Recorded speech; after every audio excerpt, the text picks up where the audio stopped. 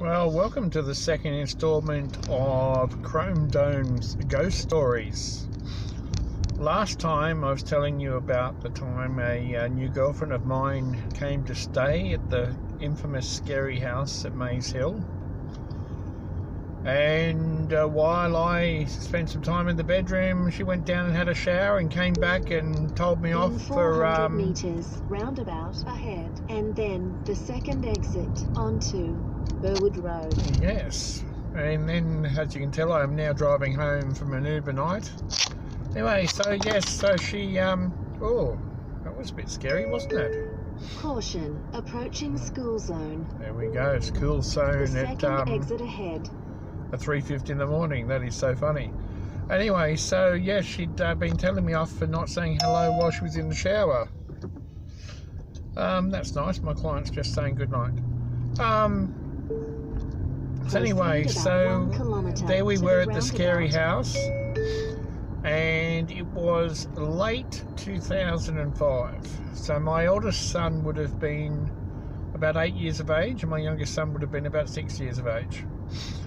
Anyway, they came and stayed over, and one particular morning they were playing outside. Like, there was a big yard, well protected from the streets and the roads, etc.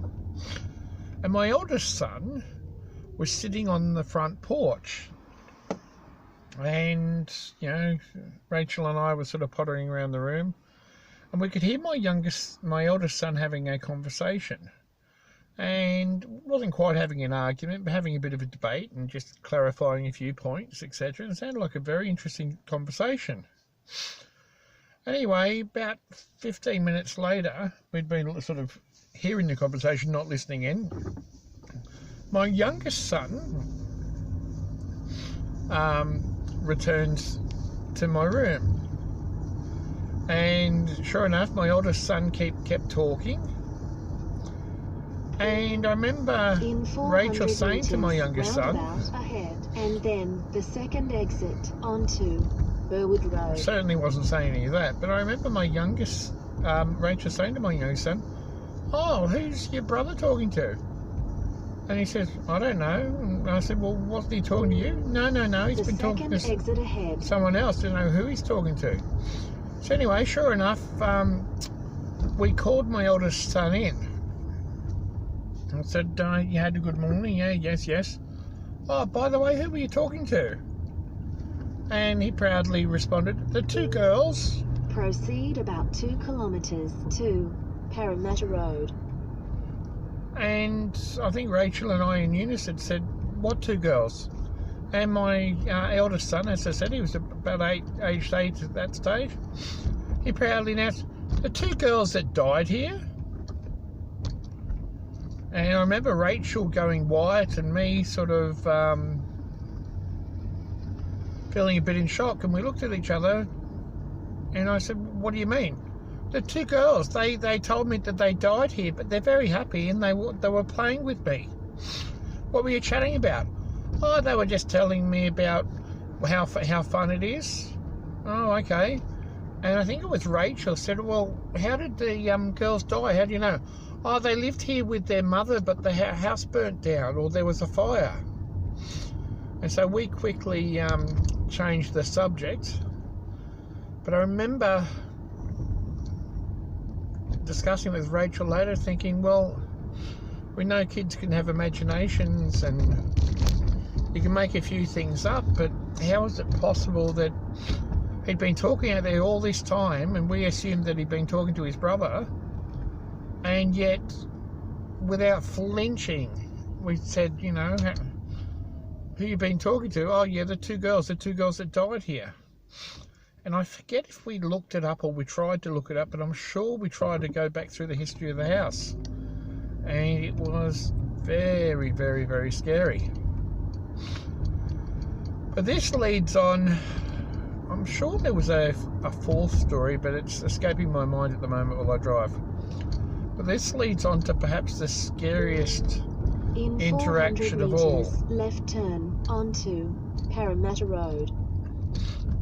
And I remember Rachel and I were in the room, and the kids had long gone home, and we'd been laying on the bed. I was supposed to be watching TV or something, and we heard some footsteps. Now, what I didn't tell you in earlier stories was that left.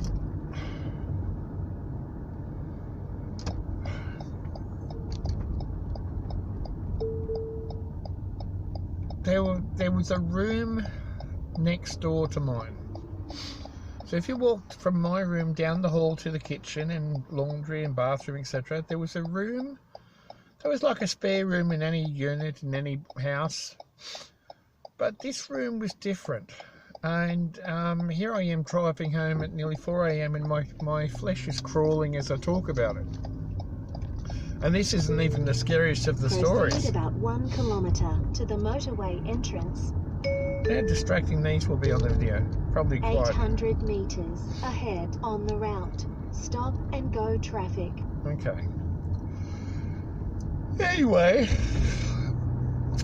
I remember this room. And this room was like no other room I'd ever seen. Occasionally the landlord would come and stay to sort of overlook his property, and he would stay in this room, and I always found that very strange that he would come and sleep over, but I also found it very strange that he would actually pick this room. And as I said, this isn't the scariest story of the lot, but it gives me chills just remembering it. So imagine that you've got a house or a unit or a townhouse, and imagine that one of the bedrooms onto the motorway entrance is basically a perfect square, and in that bedroom there is no furniture, and more next right concerning onto the motorway entrance is there are no windows. So you basically have a human-sized black box, and I suppose I've let it out of the bag by mentioning the black. About 8 kilometres on this room was square. It would have been, say, maybe 3 metres by 3 metres by 3 metres, and no furniture, no mirrors, no windows, no bed. He just had this mattress that was on the floor, almost like a mini futon mattress. And the thing that gives me the most chills now I think about it, the room was painted black, pitch black. The ceiling was black, the walls were black. Remember, no windows, no mirrors, no furniture. And I remember going in there one day, and I forget if I closed the door or someone else did, and the moment you closed the door, I don't even remember if there was a light in there. This is how scary it was. And I just remember feeling like I was being absorbed by this black room, like you're falling through a hole in the ground and you're never going to hit the bottom. It was the most strangest, weirdest, chilling room, and it never made any sense to me. Black all over, black ceiling, like most rooms back then would have had, say, a white ceiling. Black walls, black ceiling, so it had to serve a purpose.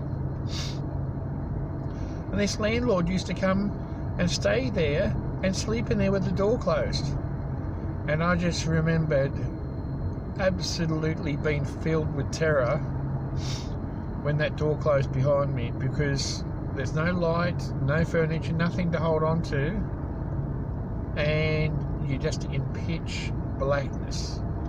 And I was talking to my brother earlier tonight. We're talking about the fact that once you do actually fly up into the outer space, because the atmosphere causes the lights to reflect, he claims that when you're flying in space you don't actually see anything, it's just darkness. But if you can just picture standing in a human-sized box, no ventilation, no light switch, no cupboards, no chairs, no windows, and just black, black, black, black, black. So black that even though your mind knows that you say 1 to 1.5 meters, even in the center of the room, from any wall or the ceiling, your mind tricks you and it makes you think that you can't get out, that you can't touch it. It was the strangest thing.